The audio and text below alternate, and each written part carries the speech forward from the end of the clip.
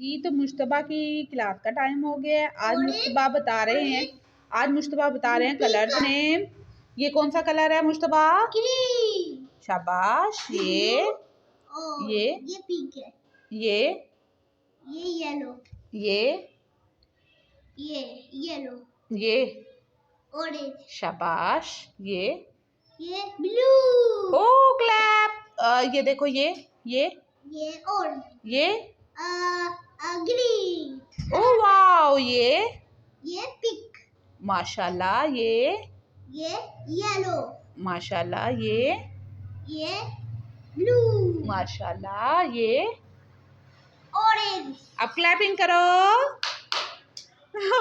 माशाल्लाह। ये मेरा एलिफेंट होता है। ये आपका एलिफेंट है। ओके। और ये आपने ब्लॉक से बनाया है? ये ब्लॉक्स नहीं है। ये देखिए, ये एलिफेंट के पाउच है। ओहो, फुट हैं। ये नंगे पाँव। फुट ये नंगे पाँव है।